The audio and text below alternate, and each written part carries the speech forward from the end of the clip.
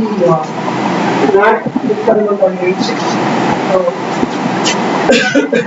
We're going to try out both manual NAT or we're going to try the twice NAT with different scenarios.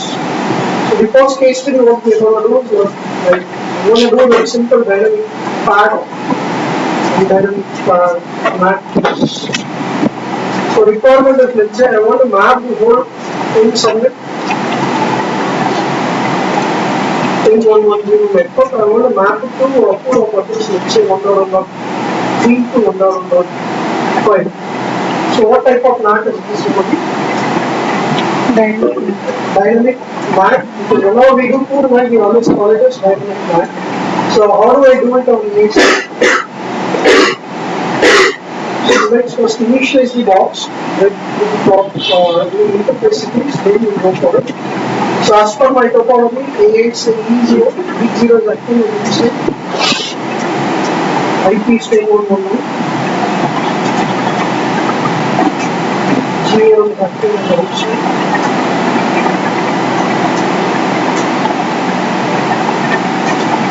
And I'm defining the routes so it will reach non-directly to the interface.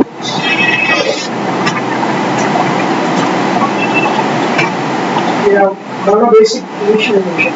Just for testing reason, most of the time I'm going to do it with ping. I simp even it might go from high to low, but reply won't come back because stateful inspection is not done. Or WAN to LAN, nothing is allowed outside inside. So I'm just writing a rule, an access list that will allow us to extend the traffic. So all we have done is a basic initialization of box. So we need to start with NAT process. So I want to make sure whole thing subnet. I want to map it to a pool of address. So first I need to define what objects, because everything in checkpoint is going to be object based. So I need to first create an object for this thing subnet. So what will be the rule in object? I'm creating an address based object, so network object. So I'm giving the name of my LAN. I can give an object for what? I can give an object for a TDL, or I can create an object for a host IP, or a range of IP, or maybe for. So in our case, it's a subnet. So I'm going to use subnet. And what are the network we have used? Right. Similar way, I need to create another object that is for the IP pool. So I'm giving the name as IP pool. That is going to be for what? A range of objects. So I'm going to give range 1.3 to 1.1. So we have basically two objects, one for range subnet and the other is for range of object. Now I can go ahead with the NAT translation. I can write a rule NAT.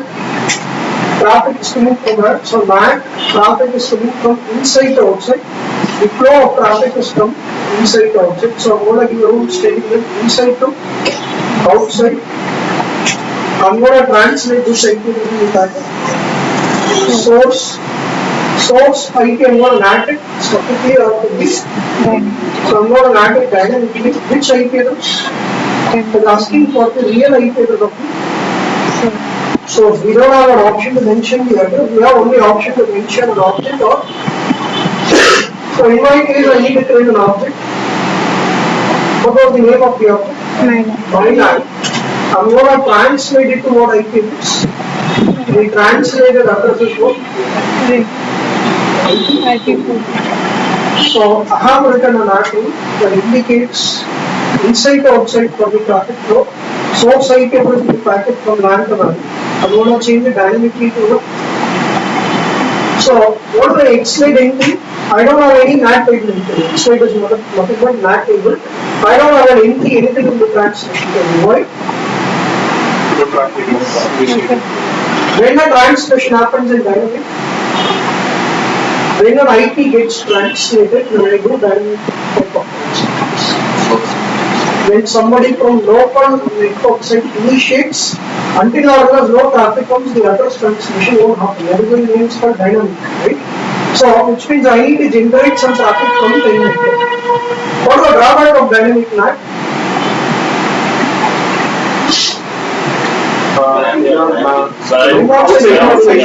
One second.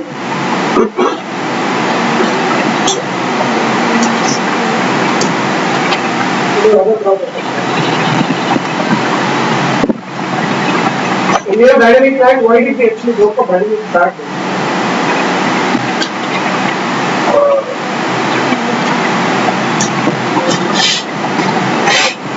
Only one port we can use. So dynamic NAT doesn't do transmission. So only part. The question is other drawback, important drawback.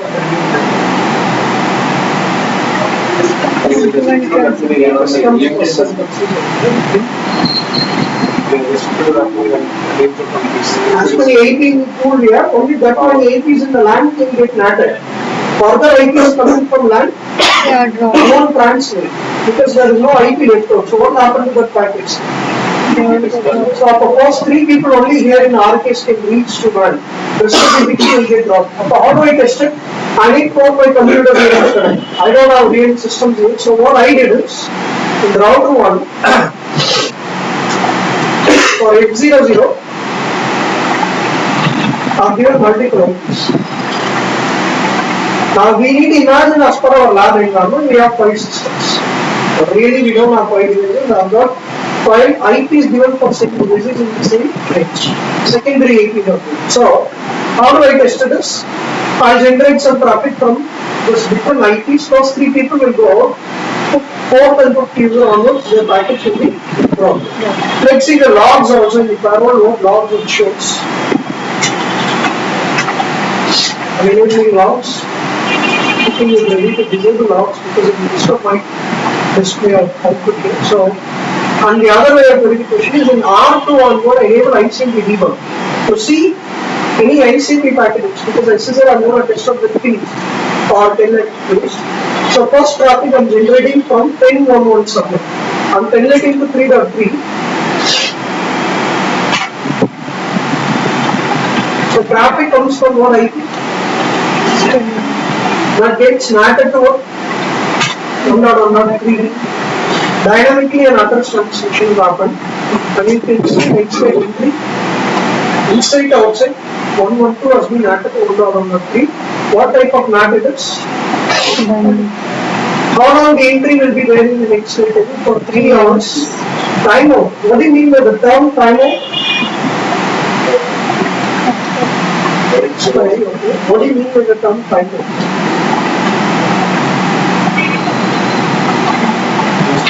After 3 hours, will it be removed? Not really. That is not the meaning of the term timeout. What do you mean by the term timeout?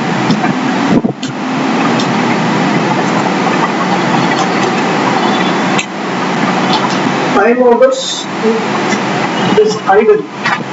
No traffic goes from 10.112 for 3 hours of time. Then the address transmission done for the IP will be removed. That is what is meaning of the term timeout. Not only there, any technology, anywhere you refer to the term timeout, that is it is idle. If something doesn't happen for a period of timeout, that is where the entry will get flushed. MAC table timeout when we sit to end at 300 seconds. If the hardware address is not, no pains is coming to the switch from that MAC address, switch will remove the MAC address from the MAC table. That is what is timeout of MAC table. Likewise, X-Lite timeout when I set for dynamic NAT it is 3 hours. Once first come first serve basis, first IP got NATed.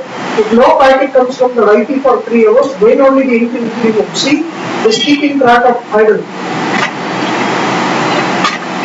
Right? Firewall sees there is no packet coming from the IP for last 1 minute. If it is reaching out to 3 hours, then the entry will be after 2.5 hours if one packet comes, what will happen? The timeout will get reset to 0. So that is one thing. For dynamic NAT it is 3 hours. You can change it though by giving a command timeout. We have different timeouts in Cisco ASA connection table timeout. For TCP, how long state table will be maintained. For UDP state table, how long I will maintain. Default is 2 minutes. Likewise, X-Lite timeout. How long a NAT entry will be there. Dynamic NAT entry alone we can change it. From 3 hours to minimum 1 minute I can change. Right?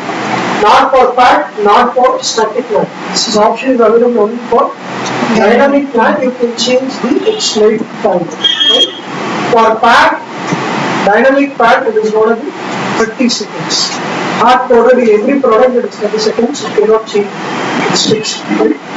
Now, first user has already got started. I'll generate some other traffic. I'm generating traffic to 2.2.2 from different IP. Order I generate traffic from 10.1. This one I'm using one of the secondary IP blocks.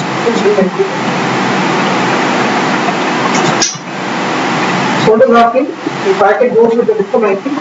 So you have an extended entry. Second user got NAT to another random IP. So third user comes in. He is also getting dynamic NAT. So 3 IPs in the pool have been already used, right? We have only 3 IP in the pool. Now let me generate another line traffic from a different IP.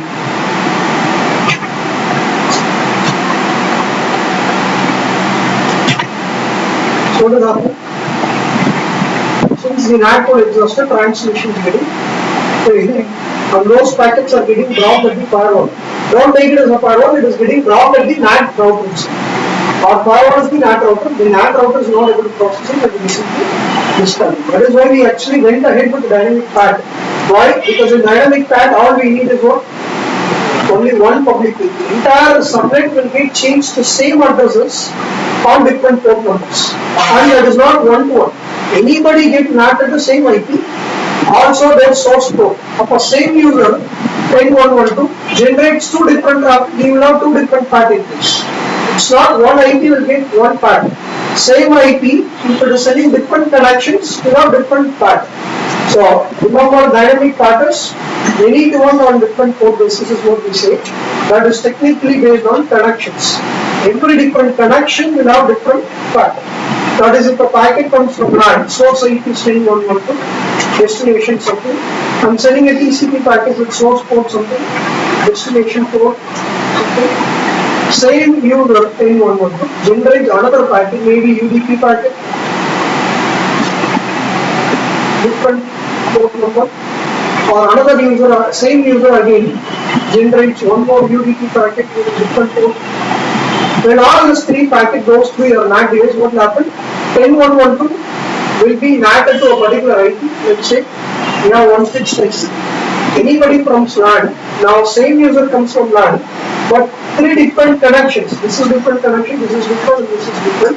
So 10.1.12 on this port number will get packet to 1.6 on 1024. 10.1.12 from this port will get packet to 1.6 on different port number. Same 10.1.12 from this port number will get packet to same IP but on different port. If another user comes in, what will happen? Another user comes from an IP, let's say 10.1.16. This IP, this port number will again get packet to 1.6 but on different port. So the point is, we don't care about what IP. Any traffic comes from a particular source port, I'll change it to a fixed IP on different random ports. So with one IP, how many transmission can happen? With one public IP, how many transmissions can happen?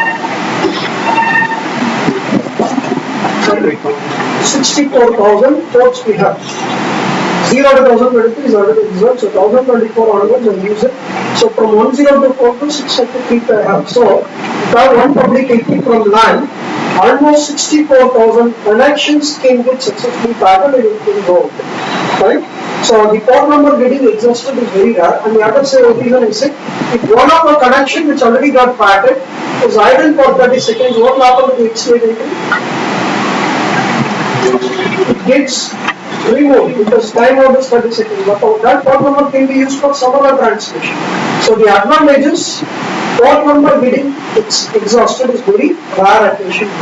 Even if I have 1,000 employees in office, I got only one public IP, one employee at a time having 10 in different internet sessions. Even the 1,000 employee into 10 session, we have only 10,000 port numbers used. So port number getting exhausted is going to be very rare occasion in the time. Let's see how things are going about. So all I need is only one public key. Already remember I needed dynamic NAT. I'm just removing this to bring dynamic path. So already for this IP, do we have an object? Do we have an object created already for it?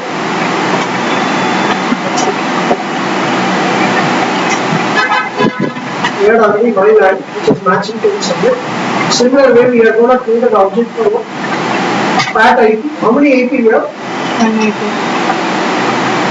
1.1.6, only one IP. Now what I can do, I can write a NAT rule inside to outside. Source IP. I'm going to dynamically NAT which IP is my NAT. I'm going to pat it to what IP. So earlier also I gave same statement, but in the global IP, how many others we had? Earlier, two of IP. Now it is only one IP. Whenever you have only one IP, automatically the device understands, the ASA understands, dynamically this address range have to be mapped to it. How many IP we have? Only one IP.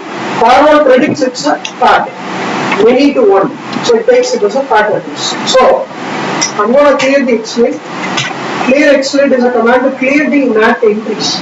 All dynamic entries alone will get removed. Static entry won't get removed because static is fixed. So clear X-late is one of a dangerous command. We never use it. I intentionally use because already we had 3 translation entries.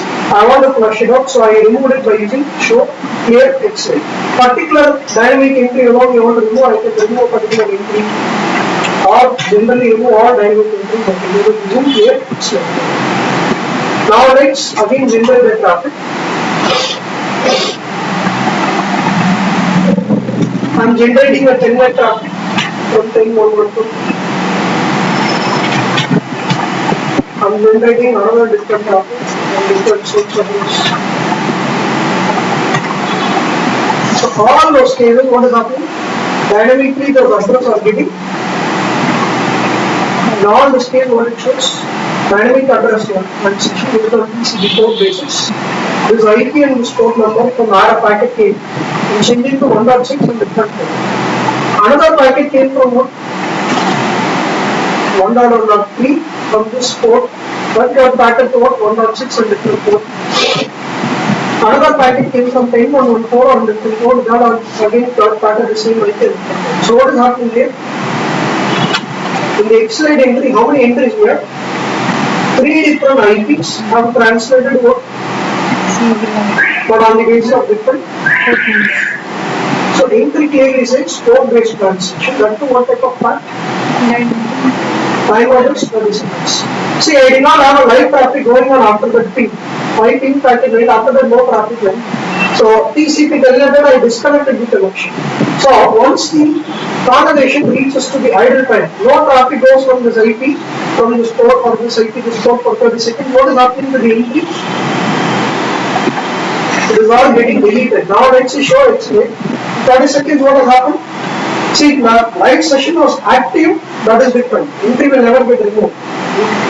Session is inactive for conversation is inactive for the 30 seconds, then the entry gets removed. About this port number will get freed up, will be used for some other translation. Now, the discussion there is port based is what the concept of PAT. ICMP, do we have any port number? ICMP works at which way? ICMP works at which way? Sorry? Layer 3. Does it depend on any TCP or UDP port number? ICMP is not a TCP or UDP based. ICMP is a separate IP protocol. ICMP doesn't have port, then how it is getting packet? The drawback is PAT. Like in dynamic NAT, what was the drawback? Once full IP gets exhausted, the logic is closed. Whereas in PAT, the port number getting exhausted is very rare, but the drawback is what? It works only for what traffic? TCP. Because only TCP UDP have port number. Layer 3 traffic doesn't get PAT. PAT doesn't work for L3 traffic. Example like post traffic, UETF traffic, or GRE traffic, or ESP. Remember in IPsec we learned about this protocol, they are called layer 3 protocol. ESP or AX was it running on any TCP UDP? If you don't remember, go back to the documentation. Of clearly written it is a layer 3. Likewise, ICMP is also what? Layer 3, but ICMP is an exception. ICMP does support SPAT. How without port number it works? So if we capture the packet,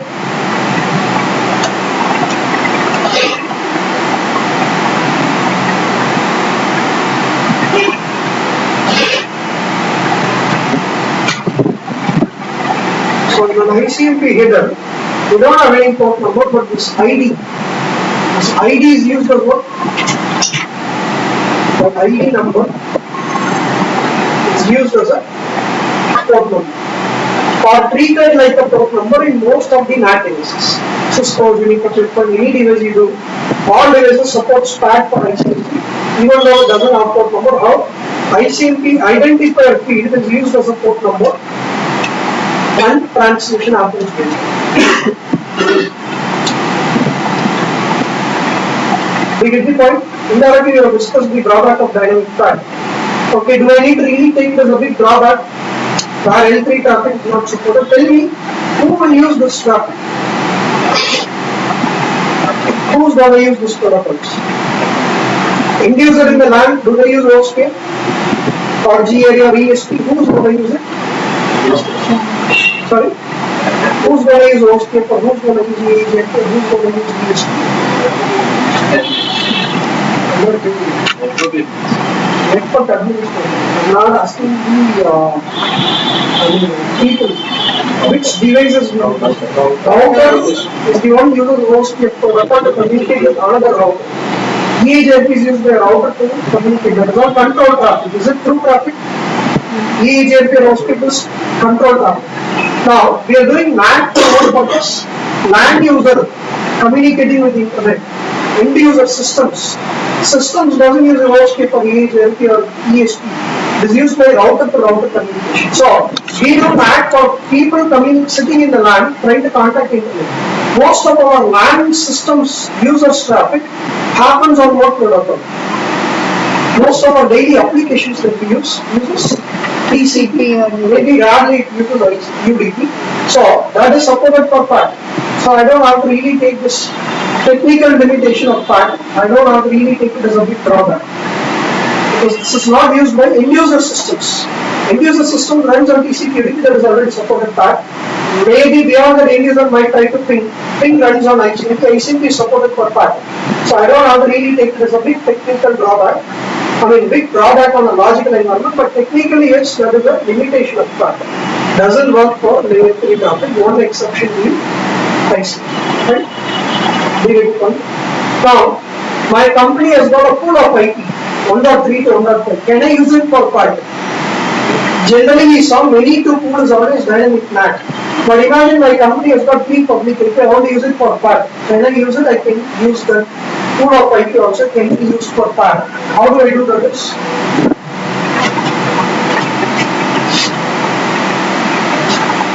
Remember, I said whenever you have one IP in global range, you can take it as PAT. If I have a pool of IP, it will always take it as NAT only. But what I will do is, dynamically I am going to NAT my NAT.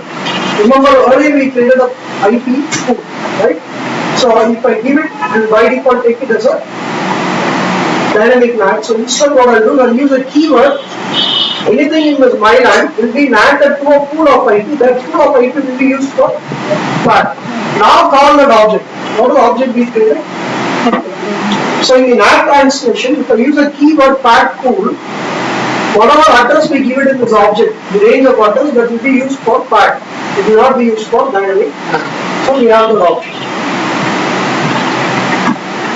Now another option is my company has got only one public IP.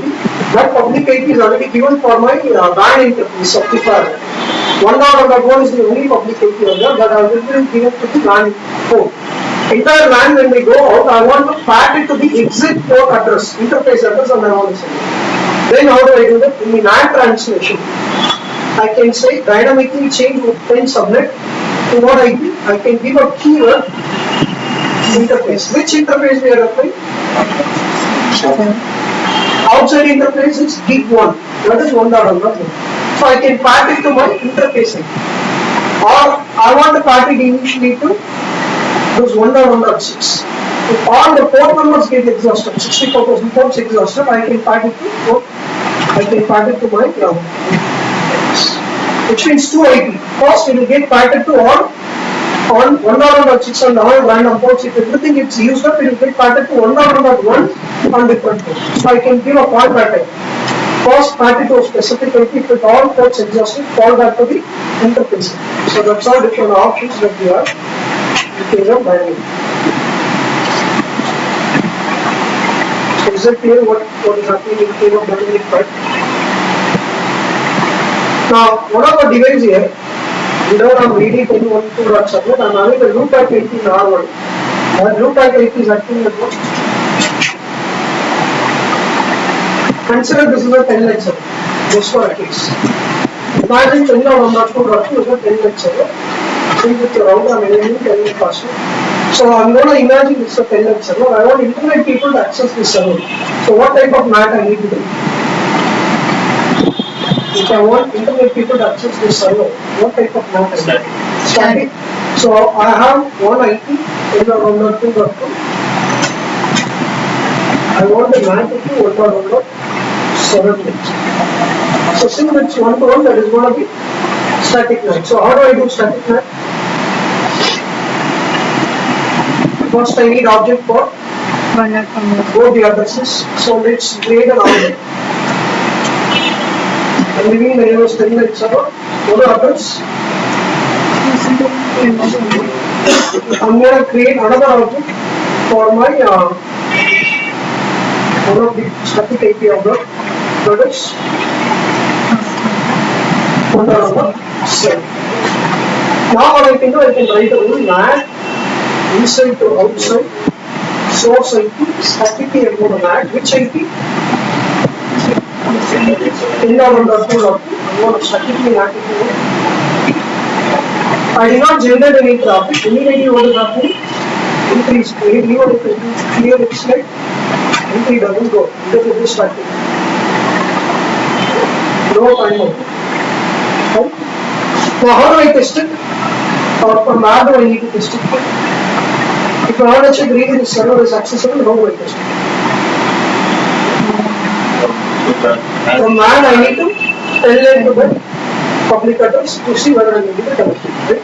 Traffic is coming from lower to higher. Right? So what should I do? We create an access list tool because lower to high block. And in fact, first of all, we have applied an access list on the WAN interface. I've already applied an access list here. Did we allow any telnet traffic there? In an access list? We allow only what? For WAN and everything is already blocked. I need to open a permission to allow telnet traffic coming through. So what will be the rule I need to take? Access list. What type of traffic? TCP source comes from internet. So do we know the source? Destination. They access what IP from internet? From internet, how people are going to access this telnet server?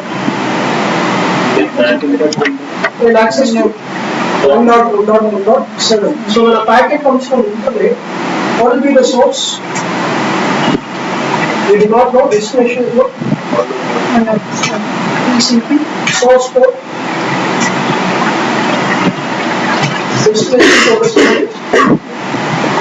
this is the packet that comes, right? So go back to the class notes. I have written an algorithm of ASA. I have given a bit notes. Go there, enter. For an incoming packet, go to the first thing firewall checks.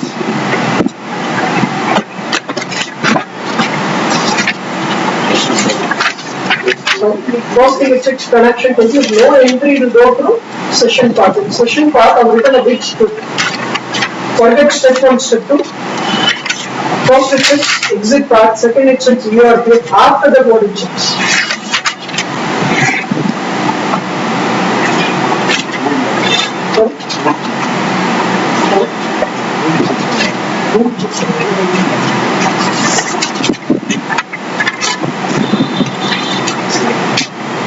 This it checks is a TCP. If it's a TCP, it should process it only for the same packet. Then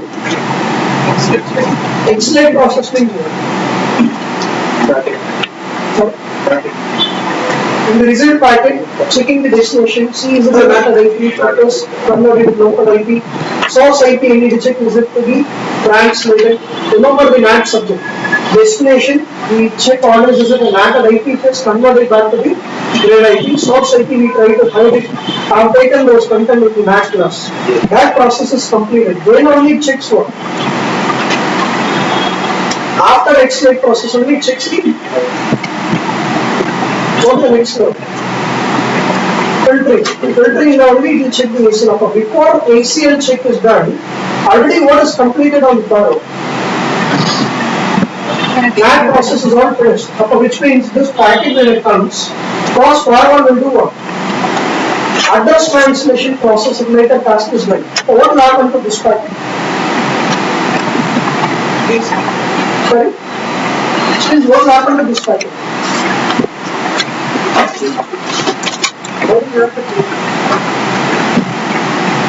I'm comparing the algorithm, we have discussed the algorithm. Now tell me what will happen to this packet when it comes first.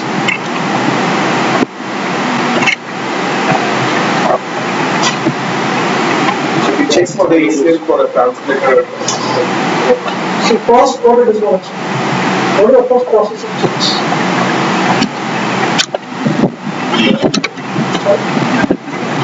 No entry, no session chart. It checks the exit path is available or not. Forget the point. Second point, if you enable URP to know. So no URP object. Then on the next level, is it a TCP packet? Yes, it is a TCP. It will accept only to the SIM packet. Only it will accept. It's a SIM packet. So then what is the next process?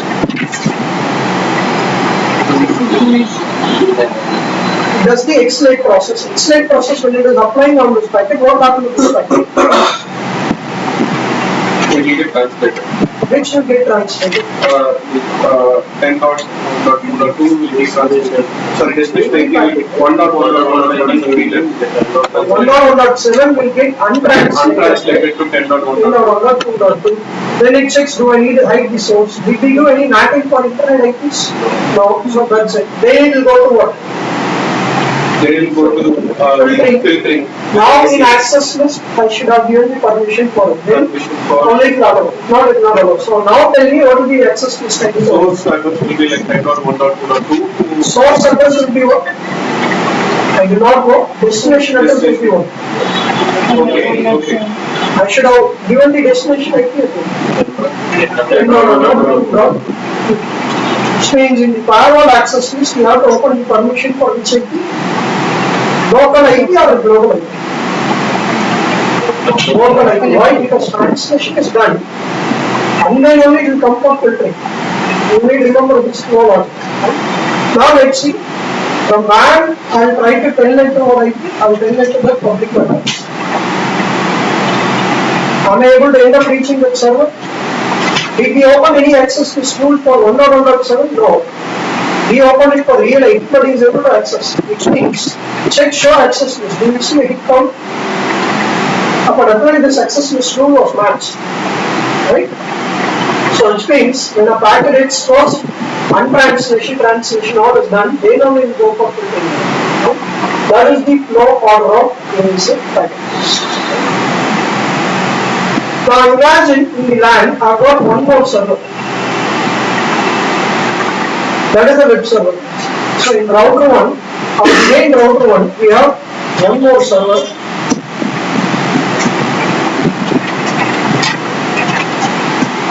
We don't really have any server.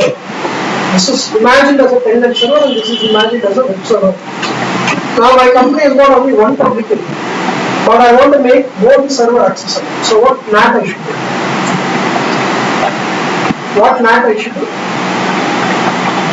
I have got only one public key, but I want both the server to be accessible. What NAT I should do? Static. NAT or NAT? I need to do what NAT? I've got two internal servers, but I've got only one public key. How do I make it accessible to me? I can do static pattern, right?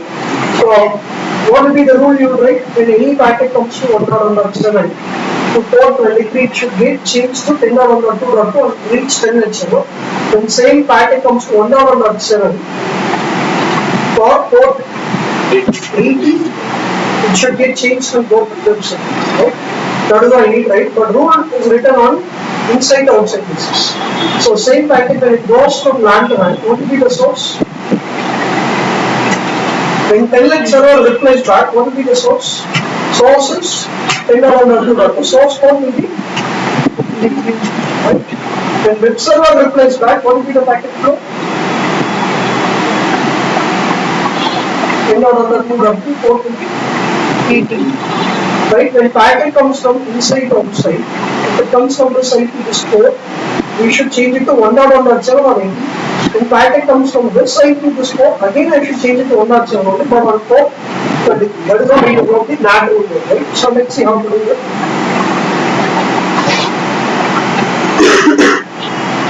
I will remove the previous NAT what I did, because static NAT I did. I am not doing static NAT. Remember already we have an object for telnet server. For the public AP I have got the object. Likewise I am creating one more object for web server matching what I did. So we have basically 3 objects. Both these objects will be mapped to what I did. Based on service, so I need to create one object in web service, service web port and telnet. So we are translating which port number when it goes from inside to outside. Which port? 18. It is okay. That is what port? The packet that is what port? Source port or destination? Source port. Service, a matching TCP, source port. Creating another service.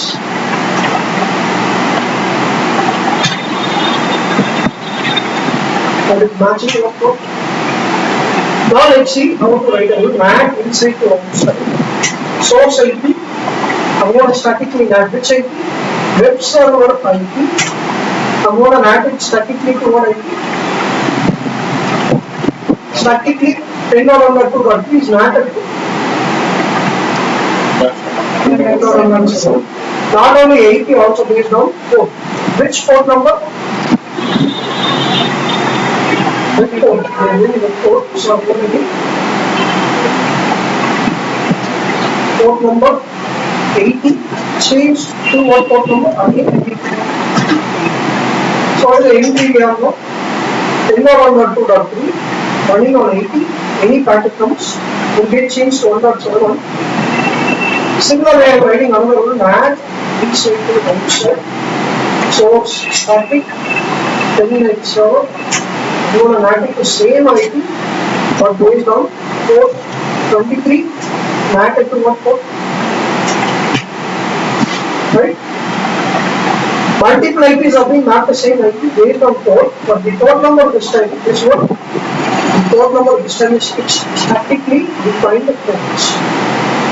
Now people from LAN, when they connect to 1.7 or 23 will reach telnet server. 1.7 when they reach on 80 will reach the web server. Let's see how to test it. Already LAN to LAN we have allowed access list for telnet. Same way I need to allow access list for what? Right? Now let's see from LAN I'm going to create connection to this IP of 23. I'll end up reaching what? Telnet server. Same way I'm going to connect to port 80. I'm reaching my web server. How do I test it? I'll go to route 1 and I'll show you the existing session happening on it. Do you see? First time there is a telnet connection happening, second time, which means in both the case user connected to what IP, LAN user connected to the same IP only. But he is able to reach the appropriate server. How? Based on to which port number packet came, forward is untranslating and sending it to the respective different servers. Right? What is the advantage of static packet?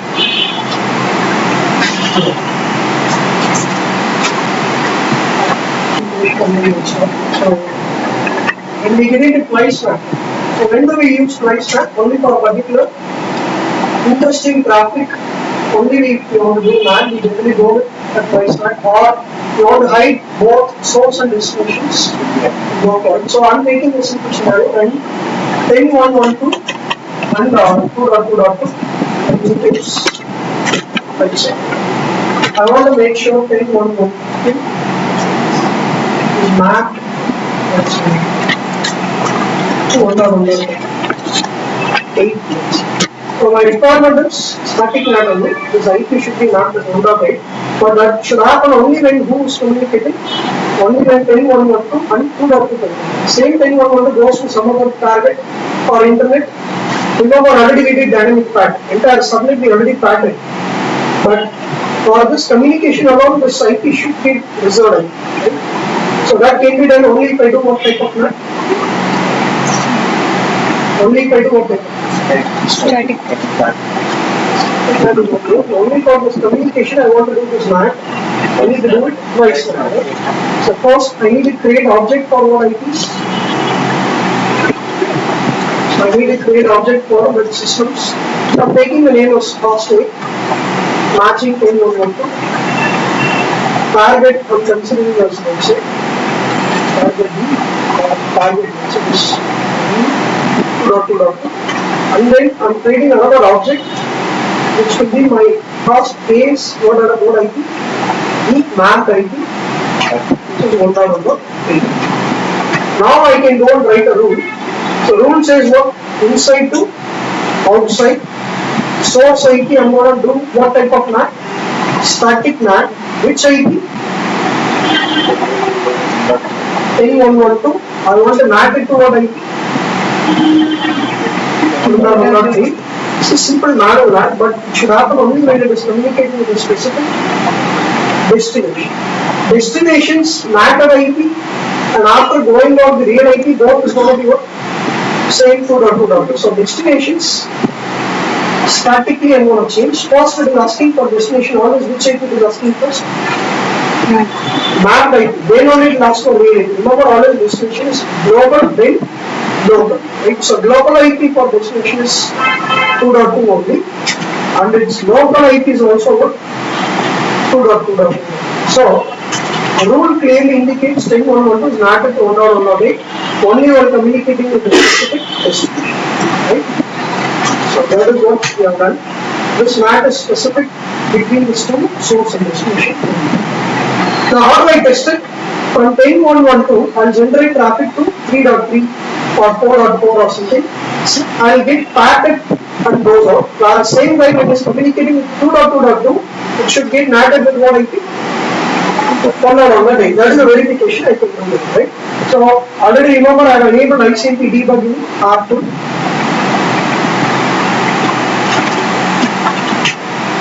So from R1, I will generate a traffic to some other IP initially. Goes with path, dynamic path, what will be. Either I reach 3.3 or whatever IP is. Goes with path, dynamic path. Or same thing to communicates with what? 2.2.2. It should get packet to what IP? When it should not get packet, it should get mapped to 1.1.8, because for the interstitial traffic very different NAT.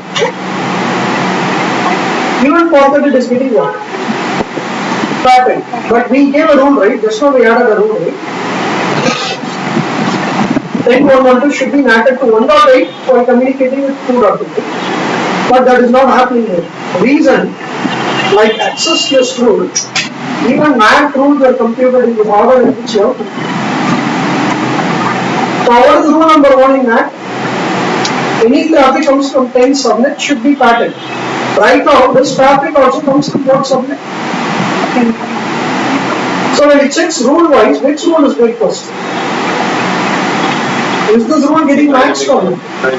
Do you understand what I am saying there? The very first NAT when I started this session, what I did dynamic path. All 10 subnet, we did what? Entire 10 subnet, we packed it to single IP, right? Right now, latestly we added a static NAT, twice NAT, that is getting inserted as what rule? Rule number 4. Now when a packet comes from 10.1.12, sends a packet to 2.2 or 3.3, doesn't matter, when a packet hits the ASA, what is the very first rule in ASA? Comes from any IP in 10 subnet should be packet, which means this rule will be never checked. That is, the rule is never checked because the computation is the first one is getting matched suddenly. Right should go to the next one. So order of NAT rules is also more important. We need to have a proper sequencing to do it. So which means whatever rule I created now,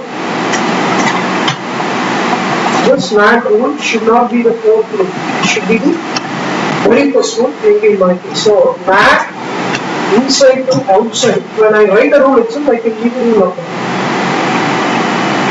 So already there are 3 rules, but my rule has to come on top of this rule number 1. So I'm going to give rule number 1 and I'm going to copy paste this.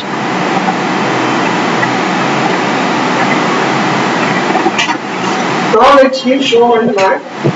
This is reordered, or I can verify by doing show NAT. My twice NAT is rule number 1, then we have your regular rule 1. Now let's see. When I try to reach normal internet, it gets patterned.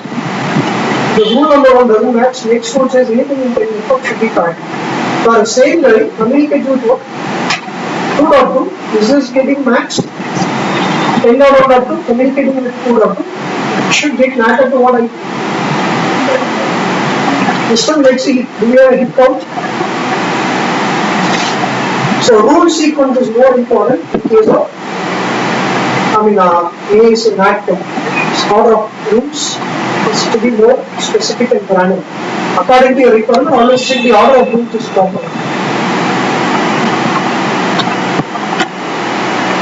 So that is with respect to twice NAT. So if you have any clarifications, then let me know. If not, you can stop the recording. You have that question, right? No problem. I have given a question, so I need you people to try it out.